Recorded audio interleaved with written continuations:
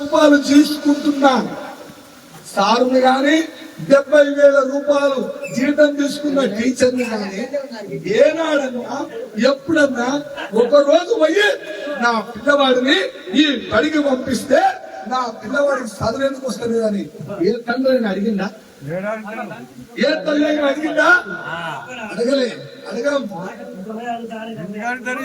మనము బడికి పోలే, మన ఊరు బడి వైపు మనం చూడలే. ఎందుకు చూడలే? 1,00,000 రూపాయల జీతం వచ్చే సార్ దారులు వచ్చి ఇట్లా వచ్చి ఆ ఉన్న 10, 20, 30 మందిలో అట్లా చూసుకొని వాళ్ళకి చెప్పినవో చెప్పరాదో చెప్పి సప్పుడుగా వెళ్ళిపోతుంటే చూసినాం కదా ఊరు మొత్తం. ప్రైవేట్ కన్నా పైసలు కట్టించి పంపినాం కానీ గవర్నమెంట్ టీచరు నా పిల్లవాడికి చదువు ఎందుకు వస్తుంది? అడగలే. ఏ తల్లి అడగలే, ఏ తండ్రి అడగలే. అందుకే పిల్లలకి చదువు రాకుండా అయిపోయింది. వాళ్ళదేముంది? 1,00,000 రాని, పేర్లు రాని వస్తాం, మా డ్యూటీలో మేము చూసుకుంటాం, మేము వెళ్ళిపోతాం. ఇంతే అనుకోరు కదా. మరి ఈ తల్లి బడి చెప్తలేరు, గవర్నమెంట్ లో చదువు వస్తలేరు అని ఏం చేసిందో తెలుసా? తెల్లవారుజామున 5 గంటలకు లేచి గుడ్డు పై చేసి గుట్ట పెట్టి వారికి టై చేసి బూట్లేసి 7 గంటలకే బస్సు వస్తుందని ఓ కొడుకో లేరో గిట్టో అమ్ములు లేరే వచ్చనమ్మో అని పంపించావుగా. ఎంత ఏ పిల్లలను పంపించింది? 2 ఏళ్ళ పిల్లగాని, 2 ఏళ్ళే. వాడు తాత నాయనమ్మని సరిగ్గా మాటలు వస్తున్నావు రావో, వానికి చమల మీద అవి వేస్తే నాలుక జారిపోతావు. అటు బట్టలు వేసి జాతరలో ఇట్లా బొమ్మకేసినట్టు బట్టలు వేసి ఆడవాళ్ళ బొమ్మ కొనుక్కొస్తారు కదా పిల్లలు ఆడుకుంటారు. అట్లా ఆ బొమ్మకు తొడిగినట్టు బట్టలు తొడిగి శారదారు బాగా శాస్త్రాన్ని వాడికి పంపి బస్ ఎక్కించి పంపితే ఏడ్చి ఏడ్చి ఏడ్చి కళ్ళ కొట్టి నీళ్లు ఒట్లు గారంగా బస్ ఎక్కిస్తే అర్థం వైపు దూకుతాడు చూస్తారు. అతిథులకి కొనుక్కోకూడదు బిస్కెట్ కొనుక్కోకూడదు అని 10 రూపాయలు చేతులు పెట్టి తోలుతురే. మరి తోలి ఏ ఇంగ్లీష్ నేర్పించారు? ఆ బడికి పంపితే ఏ అన్నందుకు ఏడాది వచ్చిందానికి ఏడాది ఏ అన్నందుకే ఏ అన్నందుకు ఏడాది వచ్చింది. మళ్ళీ ఏడాదికి అయిపోయింది ఆ ఇంగ్లీష్ మొత్తం. మళ్ళీ అట్టగలదా ఎల్కేజీ అట ఒకటి, మళ్ళీ యూకేజీ అట ఒకటి, మళ్ళీ నర్సరీ అట. ఈ 3 సంవత్సరాలు సంవత్సరానికి 20,000 20,000 3,20,000 వాడు తీసుకొని పోయి ఏబిసిడి నేర్పించింది. 20కి వాడి తలకాయ తిని 2 సంవత్సరాల పిల్లవాడిని పైకి పంపితే వాడు యూకేజీ ఎల్కేజీ నర్సరీ అని ఈ 3 సంవత్సరాలు చెప్పే వరకలా వాడికి అప్పుడు సరైన ఏజ్ వచ్చింది 5 సంవత్సరాలు. మరి 5 సంవత్సరాల పిల్లవాడిని గవర్నమెంట్ బడిలో చేర్చుకుంటుంది. 2 సంవత్సరాల పిల్లవాడిని ఎందుకు చేర్చుకునే గవర్నమెంట్ అంటే 5 సంవత్సరాల పిల్లవాడికి వాడికి ఏమి చెప్తే ఏది అర్థమవుతుందో, మామ అంటే ఎవరు, బాబాయ్ అంటే ఎవరు, తల్లి అంటే ఎవరు, నానమ్మ అంటే ఎవరు అని ఏ విషయాలు చెప్తామో అర్థమైందే మైండ్ తలకాయలో ఉన్న మెదడ 5 సంవత్సరాలప్పుడు పని చేస్తుంది. అది గవర్నమెంట్ సిస్టమ్. అందుకని 5 సంవత్సరాలకు చేంజ్ చేసుకుంటున్నారు. మరి ప్రైవేట్ 2 సంవత్సరాలకి చేసుకుంటాడు అంటే 2 సంవత్సరాలకి ఏంటి? ఇప్పుడు పుట్టినాక 21 చేసుకోవాలి.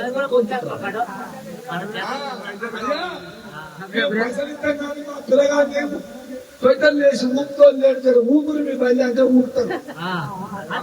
ఏమనుకుంటున్నావు? నీ పిల్లవాడికి 14,000 కట్టా 20,000 కట్టా. నీ పిల్లవాడు 2 సంవత్సరాలున్నా సంవత్సరం పిల్లగాన్ని తీసుకుపోయి అందేసిన ఆలనా పాలన చేసి చూసి పంపిస్తారు. ఇది మన తెలివి. ఆ తర్వాత ఆ బడిలో ఉన్నాం, గవర్నమెంట్ బడిలో ఉన్నా నీ పిల్లగాడు చేంజ్ చేసి అడగాలి. అడిగినామా? అడగాలి. అందుకనే మనం విద్యా వ్యవస్థకు దూరమైన 1,00,000 రూపాయల జీతాలు ఇచ్చే సార్లని మనం అడగలే. ఇప్పుడు ఏం చేయాలంటే నేను ఇక్కడ ఉన్న గ్రామంలో ఉన్న సర్పంచులో ఉప సర్పంచులో వార్డు మెంబర్లో పెద్దలో చిన్నలో అందరూ కలిసి ప్రతి పెద్ద మనిషి చిన్న మనిషి కలిసి అయ్యా మేము మా పిల్లలందరినీ గవర్నమెంట్ బడికి పంపుతాం కానీ ప్రైవేటుకి ఏం పంపవుగా మా బడి బాటనే పట్టిస్తాం కానీ మీరు ఊరు బాట పట్టాలి సారు అని వచ్చే టీచర్లని మీరు అడగాలి. వా వచ్చే బాట ఊరు బాట పట్టాలి. మీరు ఊరు బాట పడితే మా పిల్లలు బడి బాట పడతారు.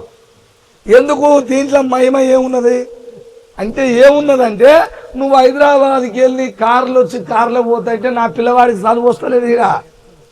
మరి ఏం చేయాలి? నువ్వు నా ఊరికి పోస్ట్ వచ్చింది, నువ్వు నా ఊళ్ళోనే ఉండి నా పిల్లలకు చదువు చెప్తే అప్పుడు నా పిల్లవాడు రోడ్ ఎక్కడు, బజార్ ఎక్కడు. ఎందుకు ఈ ఇంట్లోనే మా సార్ ఉండని వాడు భయంతో వాడు చెప్పిన 2 అక్షరాలన్నా నేర్చుకొని క్రమశిక్షణతో ఉంటాడు. ఇది మీరు రేపొచ్చే టీచర్లని అడగాలి. ప్రతి తండ్రి ప్రతి మనిషి సర్పంచి ఉప సర్పంచి వార్డు మెంబర్లు పెద్దలు చిన్నలు బాధ్యతతో మన బడిని కాపాడాలంటే రేపొచ్చే టీచర్లని మీరు ఈ ఊళ్ళోనే ఉండి బడి చెప్పాలని అడగాలి. ఒకవేళ రేపు మీరు ఈ మాట అడిగిన తర్వాత మేడము సార్ ఏమంటారో వినాలి. అయ్యా మేము ఇన్నే ఉండి చెప్తామంటే ఓకే. ఈ మల్లపురాజు పెళ్ళి మేము ఉంటామా? 1,00,000 రూపాయల జీతం తీసుకున్న సార్ని నేను 70,000 రూపాయలు తీసుకుంటున్న సార్ని ఈ ఊళ్ళో నేనుంటానే అని అంటారుగా. సరే సారు ఈ ఊళ్ళో ఉండనప్పుడు మరి నీకు 1,00,000 రూపాయలు ఎందుకు 70,000 ఎందుకు? ఒక తెల్ల కాగితం మీద లెటర్ రాసి ఈ ఊరికి నేను ఉండి బడి చెప్పనని ఒక లెటర్ రాసిస్తే ఆ లెటరు ఈ సర్పంచో వార్డు మెంబరో ఎవరో పెద్ద మనిషి వాళ్ళని పట్టుకొని నల్లగొండ జిల్లా కలెక్టర్ దగ్గరికి పోయి అయ్యా మా కడుపున పుట్టిన పిల్లలకు బడి చెప్పమని గవర్నమెంట్ ఇగో ఈసారికి 1,00,000 రూపాయలు ఇస్తే ఈయన మా ఊళ్ళో ఉండి బడి చెప్పడట, ఇగో లెటర్ రాసి ఇచ్చిండు నాకు, ఇగో ఈ లెటర్ తెచ్చి నీకు ఇస్తున్నాను సార్కి ఇవ్వండి. కలెక్టర్ చూసుకుంటాడు లెక్క. మరి నువ్వు ఆ పిల్లలకు బడి చెప్పను నువ్వు ఆ ఊళ్ళో ఉండవని నీకు గవర్నమెంట్ ఇల్లు కిరాయి కూడా 10,000 ఇచ్చి తలగబెట్టింది కదా, నువ్వు ఎందుకు ఉండవని అప్పుడు కలెక్టర్ నిర్ణయం తీసుకుంటే తన సంగతి అప్పుడు తేలుతుంది. ఎప్పుడు మనం అడిగితే నువ్వు అడగకపోతే హైదరాబాద్కి వెళ్ళి వస్తాడు, చెప్తాడు, ఆధార్ వేసుకుంటాడు, నల్లగొండకు పోతాడు, హైదరాబాద్కి పోతాడు, హైదరాబాద్ పోతాడు. ఇది గింతే మనం ఇంతే. మనం పైసలు పెట్టి ప్రైవేటును కొనుక్కోవాలి. ప్రైవేటు బడిలో చదివించాలని ఇజ్జత్ పక్కింటోడు ప్రైవేట్ చేసినది ఎదురింటోడు ప్రైవేట్ చేస్తే ఫీజు కట్టలేదని గేటు ముందల 200 మంది పిల్లల ముందు నీ పిల్లవాడిని చేతులు కట్టి నిలబెట్టింది. ఏ తండ్రి చూసింది పోయి, ఏ తల్లి చూసింది ఫీజులు కట్టలేదని మొన్న పరీక్ష రాయనీయలే తెలుసా?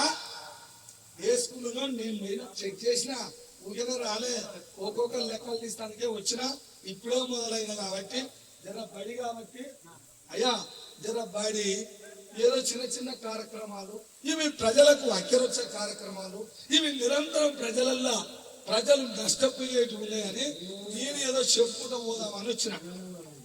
ఈ జర చిన్న జర పెద్ద కొద్దిగా కట్టగట్టినా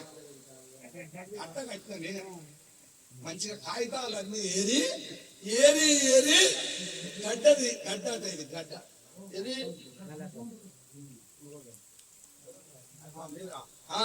ఇది ఏ గడ్డ? గడ్డ అడ్డ పెద్ద ఈ సంగతి అంతా నేను చూసుకుంటే అందుకు వచ్చిన. ఏడికి పోదు ఇక్కడే ఉంటా. గడ్డ సంగతి పెద్ద సంగతి అడ్డ సంగతి చెప్దామని వచ్చిన. అడ్డ పేరు గడ్డ పేరు పెద్ద పేరు చెప్పి అందరు ఇట్లే ఊరేంది, ఊర్లైంది ఇట్లే ఊరేంది, బడులైంది ఇట్లే ఊరేంది, ఒక దవాఖాన లేస్తాను వాడు లేదేంది, ఒక రోడ్డు సక్కగా లేదేంది చెప్పు నాకు. ఇవన్నీ లెక్కలతో కట్టగట్టి పెట్టినా, నేనే కట్టినా. కట్ట తీసినందుకు జర టైం ఉంది, ఇప్పుడు కాదు. ఇది కేవలం ఏంటంటే నా కుటుంబాలు సర్వము బలైపోతున్నాయి. ఎట్లా? గంజాయి గంజాయి అని జిల్లాలో డిస్ట్రిబ్యూట్ చేస్తే మండలానికి ఒక విరమణ కొడుకొచ్చి ఆ గంజాయి ప్యాకెట్ తెచ్చి 500 రూపాయలకు ఒక ప్యాకెట్ అని నా సబ్బండ పిల్లల పిల్లలు ఊరు నిండా ఉంటారు కదా, ఆ పిల్లలకు ఆ మత్తు 500 రూపాయల ప్యాకెట్ తెస్తే అది ఎవరికో ఒకరికి ఇస్తే అలవాటు చేస్తే తెలిసి తెలియక దాని బారిన పడి అలవాటయ్యి మత్తుకు బానిసలయ్యి గంజాయి తాగి ఆగమయ్యి ఎవరినేమంటుండో తెలియక పోక్సో కేసులు అవుతున్నాయి. రోజు 100 వేల పోక్సో కేసులు అవుతున్నాయి. ఆ పోక్సో కేసులైన తల్లిదండ్రులు గుండెలు వాళ్ళకు వస్తారు. అయ్యో కొడుక నీకు పోక్సో కేసు అయిందా, నువ్వు జైల్లో పడతావా? ఆ తల్లికి ఎవరక ఆ తండ్రికి ఎవరక మీరు చేసిన తప్పుడు పనులకు కేసులైనాయ్యా. మననే దోలి పనుల కాడ ఇక్కడనే అక్కడనే చండూరులో అయింది, అంగడిపేట అయింది. ఎంత రూముకున్నట కిరాయికి ఉండి ఏం చేయొచ్చు పక్క చిన్నట్టు. ఇక నేను చెప్తా కథలన్నీ ఉంటాయి కానీ పోక్సో కేసులు అయినాయి. కేదపల్లి దగ్గర అయింది నేను చూసిరుగా, చిన్న పాప పసిగుట్టు ప్రాణం తీసారు కదా. ఏం తెలుసురా మీకు, ఏం తెలుసు అని చేసారు? ఏమి సంబంధాలు, ఎలా పోతున్నాము మన మనుషులము, ఎట్లా నడుస్తున్నాము మనకు చెప్పేవాడు లేడు, చేసేవాడు లేడు, గురువు లేడు, ఎవడు లేడు. మన ప్రయాణంలో మనమే బలైపోతున్నాము. ఈ బలైపోయే విషయాల పట్ల నేను చెప్పుకుంటూ పోతా. నాకు ఎవడు లేడు బాసు, నేనే బాసును, నేనే సర్వమని నా 10 మంది పిల్లలు పట్టుకొని ప్రతి గ్రామాన పోతా, చెప్పుకుంటూ పోతాను. వచ్చిన ఏ గ్రామానికి పోయినా ప్రతి తల్లిదండ్రులు ఆస్వాదించరు, ఆశీర్వదించరు. అది సాధన. నేను ఏ రాజకీయ పార్టీని కానయ్యా, పార్టీలు ఏమన్నా నడుపుతున్నాయా, మిమ్మల్ని ఏమన్నా ఊరు నడుపుతున్నా అని చాలా మంది అడిగారు. పాపం తెలియదులే అడిగారు నన్ను, ఎవరు నడుపుతున్నారు మిమ్మల్ని, ఎవరు నడుపుతోడు నన్ను నడిపిస్తూ గుండెలు మంచిగా ఉండాలి, గట్టిగా ఉండాలి. గట్టిగా అంటే ఆయన మంచిగా నిలబడడం నేర్చుకుంటే పిక్కలు చెదరకుండా తడబడకుండా నికాచిగా ఏకైక సూపు నిటారుగా చూసేటోడు నన్ను నడిపించాలి. ఇటువంటి బెత్రి చూస్తోడు చేతులు నడుస్తేందుకు రాను కూడా. ఎందుకు అంటే సర్వము ప్రజలు, మనం మనుషులు భూమి మీదకి వచ్చినాం.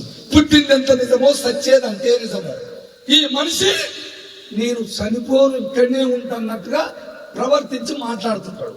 నేను ఇక రావని ఇన్నే ఉంటేనేమో అనుకుంటాడు. ఎంత నాదే అంటాడు, ఊగరే కొడతా అంటాడు, ఊగరే తిరుగుతా అంటాడు, ఊగరే పోలీస్ స్టేషన్ పోతా అంటాడు. ఇవన్నీ మనం తెలియక మన బ్రెయిన్ అట్లా వాడుతుంటాం. అందుకనే ఈ సమస్యలలో చిక్కుకున్న కుటుంబాలు ఏమంటే మనయే. మాట్లాడుకుంటే పోతుంది, మాట్లాడుకుని పోయే పనులే చేయాలి. ఇది మనిషి యొక్క లక్ష్యం. అందుకనే గంజాయి వల్ల ఎవరైనా పిల్లలు కుటుంబాలు బారిన పడుద్దని ప్రతి తల్లిదండ్రులకు చెప్తున్నా, కాళ్ళకు దండం పెట్టి. తల్లిదండ్రులు బాధ్యతలు తీసుకోవాలి మన పిల్లల పట్ల. అది మగ పిల్లలు కావచ్చు, ఆడపిల్లలు కావచ్చు, ఎవరికైనా మీ తల్లిదండ్రులు బాధ్యత తీసుకోవాలని ఇదొక్కటి చెప్తున్నా. ఇది రెండోది. మూడోది హెల్మెట్. ప్రతి తండ్రి బండి నడుపుతాడు కదా, ప్రతి ఇంట్లో బండి ఉంటుంది కదా, చిన్నవాడు పెద్దవాళ్ళు నడుపుతారు కదా, పిల్లలకు కూడా ఇస్తారు కదా. ఇయ్యొద్దు అని అంటున్నా. పిల్లలకు బండ్లు ఇయ్యొద్దు. ఎందుకు ఇయ్యొద్దు? నీ కొడుకున్నది 11-12 సంవత్సరాలు, వాడు నిండా లెక్క పెడితే 15 కిలోలు ఉండో లేడో. అయ్యా 200 కిలోల బండి ఇచ్చి తోలుతున్నావు, బంగారమే ముద్దుగా తోలుతాడు. మా అయ్య మంచోడే, తెలివి కల్లోడే, బాగానే దబ్బున నేర్చుకుండు, మైండ్ పని చేసింది. నేనేమంటలేను, తోలుతామా, కానీ కాలు చెయ్యి రెక్క ముద్రలే కదా, బండిని ఆపలేరు కదా. జరగరాంది ఏదైనా పుట్టుకున్న జరిగితే అప్పుడు బంగారం పోయి ఏమవుతుంది? ఎండి కాటీలు కాదు, ఇనుప కాటీలు కూడా రావు అప్పుడు. అందుకనే బండ్లున్న ప్రతి తల్లిదండ్రులు తోలినేం కానీ ఇయ్యొద్దు అని నేను అంటున్నా. ఎప్పుడు ఈ రోడ్లు బాగలేవు, ఈ వ్యవహారం బాగలేదు. అందుకనే బండ్లు పిల్లలకి ఇవ్వకండి. పిల్లలని ఇప్పుడే బండ్లు ఇచ్చి తోలకండి ఎక్కడ పడితే అక్కడ. జర జాగ్రత్త. ఒకవేళ తెలివి కల్లోడుని మంచిగా నువ్వు నడుపుతుండా అని కూడా చెప్పొద్దు. నేను ఇయ్యొద్దు అంటున్నా అంతే. ఎంత మంచిగా నడిపినా నువ్వు ఇయ్యక అంటున్నా. 20 ఏళ్ళు 18 ఏళ్ళు దాటితే జర్ర బలంగా అవుతాడు, బండిని కూడా మోస్తాడు. రెండోది హెల్మెట్ పెట్టుకోవాలి. మళ్ళా హెల్మెట్ పెట్టమని చెప్పాలి. అట్ట బండ్లు ఒకవేళ అది దాటినాక ఇస్తే హెల్మెట్ పెట్టుకొని నడుపు కొడుక అని చెప్తున్నా, చెప్పమని. ఎందుకు? మునుగోడు మండలం ఊకొండి దగ్గర సింగారం దగ్గర కొడుకు బండి కోనిచ్చింది, బుల్లెట్ కోనిస్తే పోయి కరెంటు స్తంభాన్ని గుద్దుకొని చచ్చిపోయిండు. ఆ తల్లికి తెలుసు బాధ, గుండెలు గుద్దుకుంది. బండి కోనిచ్చే ఒకడే కొడుకు అని. మరి మనకు కూడా ఒక కొడుకో ఇద్దరు కొడుకులో ముద్దుల కొడుకో ఉండరు. కానీ తప్పుతో పడకుండా జర్ర జాగ్రత్త పడు అని చెప్పడానికి వచ్చిన. అక్కడ లేస్తుంది, ముందది లేస్తుంది, మళ్ళీ కటింగ్ ఎట్లా అనుకో ఇట్లా పెట్టి గుళ్ళలెక్క పెట్టి గిల్లట ముందరికి లేవాలంటే నేను కూడా ఇప్పుడు 40 ఏళ్ళ నుంచి 50 ఏళ్ళ నుంచి 40 ఏళ్ళ తోల వాటికి బుల్లెట్ కాను ఎప్పుడైనా అయితే మీదికి లేవాలి. ఇప్పటి వల్ల అయితే లేస్తుంది మీదికి. సరే అయ్యా, గిల్ల లేవాలంటే ఫస్ట్ నువ్వు లేపుతారు ఊళ్ళకు. గిల్ల లేస్తుంది, నువ్వేమో గిల్ల లేపుతావు. నువ్వు కింద పడ్డాక జరసేపు మొత్తుకొని ఏడిసి గుండెలు వాదుకొని తర్వాత నిన్ను లేపరు పైకి. అదొద్దు నాయన, మయ్య నీ దండం పెడతా, కాళ్ళు మొక్కుతా, ఆ పని చేయొద్దని దండం పెడతా అంటున్నా కాళ్ళకు. అటువంటి కుటుంబం ఏ కుటుంబంలో రావద్దు ఆ బాధ. ఎందుకంటే ఏ కుటుంబంలో జరిగితే ఆ తల్లికి ఆ తండ్రికి ఎంత పేరుండి ఎంత గుండె కొట్టుకొని సస్తారో వాళ్ళకి ఇరక. పక్కింటి వాళ్ళం పోతాం, అయ్యో పాపం అంటాం, జరసేపు బాధపడతాం, ఆ రోజు పడతాం, చెప్పు తినడు, ఆ రోజు పడతాం, 10 రోజులు అయినాక ఏమంటాం చెప్పనా? మళ్ళా దేహ ఆడు విన్నాడు చెప్తే ఎవడిన్నాడు? అలా అయ్యకి చెప్తే అలా అయ్యేమన్నాడు, అలా తెలుసా నా కొడుకుని అట్ట అంటావా అన్నాడు. ఇప్పుడు ఏమైంది? దేహకి ఎట్లా అవుతారు, ఇగో ఇట్లా అంటారు. అంటే ఆపద వచ్చినప్పుడు ఆ మాట, అయిపోయిన 10 రోజులకు ఈ మాట. అందుకనే పిల్లలకు బండ్లు ఇవ్వద్దు. పెద్దలు కూడా బండ్లు హెల్మెట్ పెట్టుకొని ఎక్కడ పోయినా మా తల్లిదండ్రులు మీ కాళ్ళకి దండం పెట్టి చెప్తున్నా, మరీ మీరు ఎక్కడ పోయినా హెల్మెట్ పెట్టుకొని పోవాలనే చెప్తున్నా. ఎందుకు ఇంత మాట చెప్తున్నంటే ఫీల్డ్ అసిస్టెంటు మరిగూడ మండలం కొండూరు తండకు చెందిన ఫీల్డ్ అసిస్టెంటు రోడ్డు జారి పక్క పొంటి పడితే తలవలిగి చచ్చిపోయిండు. తలబగిలి అక్కడికక్కడే చనిపోతే తనకు పిల్లలు, చిన్న పిల్లలు, భార్య కూడా ఏజ్ చిన్నది. ఇప్పుడు ఆ తలబగిలి సావంగానే ఏమన్నారో తెలుసా? ప్రతి తల్లి ప్రతి తండ్రి ఆ తలబగిలిన దాన్ని చూసి అయ్యో కొడుక, తలబగిలి చచ్చినవుగా కొడుక, హెల్మెట్ ఉంటే బతుకుదు కొడుక అన్నారు ప్రతి ఒక్కరు. హెల్మెట్ లేదాడ, కాలన్న చెయ్యన్నీరు కదా, అయ్యో చచ్చిపోతువా కొడుక అని ప్రతి తల్లి గుండెలు బాదుకుంది. ఈ కుటుంబము ఆ చిన్న పిల్లలు ఎట్లా బతుకుతారో అని ఆ రోజు ఏడవని తల్లి లేదు, ఏడవని తండ్రి లేడు. ఆ బాధ గోస చూసి ఆ రోజు అయ్యో పాపం అన్నారు కదా తల్లులంతా. ఇప్పుడు ఏమంటారో తెలుసా? అయ్యో పాపం అన్న ఆ తల్లిదండ్రులే ఆ ఊరిలో ఏమంటారో తెలుసా? ఆ 3 పిల్లలని ఏ విధంగా కాపాడుకోవాలి, ఏం పని చేయాలి? ఇంటి పెద్ద వెళ్ళిపోయిండు. ఈ ఒక్క ఆడ మనిషి తన కడుపున పుట్టిన పిల్లలను సాదుకోవడానికి ఎదురింటోతో మాట్లాడితే అక్రమం సంబంధం వంటివి. ఆపతుందని ఎవరిదన్నా బండి పోతే బండి ఎక్కితే అంటగడతారు. ప్రతిదీ 100 నిందలు వేస్తారు కదా, వేసిరు కదా. అందరూ అట్లుండరు, అందరూ ఇట్లుండరు. కానీ తన పిల్లల కోసం బతకడం కోసం ఎవరితో మాట్లాడినా మళ్ళీ ఈ లోకం కాకయ్య కూసింది. అంతేనా? ఇదంతా ఎందుకు జరిగింది? ఎందుకు జరిగిందంటే ఇంట్లో భర్త అజాగ్రత్త వల్ల హెల్మెట్ లేదు కాబట్టి నువ్వు పెద్దవు, ఇంటి పెద్దవు, నువ్వు మా నుంచి దూరమైనవు కాబట్టి నీ భార్యకు నీ పిల్లలకు నిందలు పడ్డాయి. నువ్వు ఉంటే ఏమి పడే. అందుకనే ఇప్పుడు ఉండే తల్లిదండ్రులకు చెప్తున్నా, అలాంటిది మన కుటుంబంలో జరగకూడదు. నీకంటూ ఒక భార్య, నీ కడుపున పుట్టిన పిల్లలు, నీకు ఒక తల్లి తండ్రి అందరూ ఉంటారు. వీళ్ళందరినీ యాద్ చేసుకొని వీళ్ళందరూ ఉన్నారు అనేది గుర్తుపెట్టుకొని నువ్వు బిజినెస్ మీద పోతావా, డ్యూటీకి పోతావా, చుట్టాలింటికి పోతావా, నాంపేలికి పోతావా, ఎక్కడన్నవో. కానీ నీ తలకాయకు ఒక 1000 రూపాయలు పెట్టి 500 పెట్టి హెల్మెట్ కొనుక్కోవాలని ప్రతి బండి ఉన్న మల్లపరాజపల్లి గ్రామములో ఉన్న ప్రతి తండ్రి బండి ఎవరికైతుందో వాళ్ళ కాళ్ళకు 5 సార్లు దండం పెట్టి చెప్తున్నా. తాత మీరు పెట్టుకోవాలని కోరుతున్నా.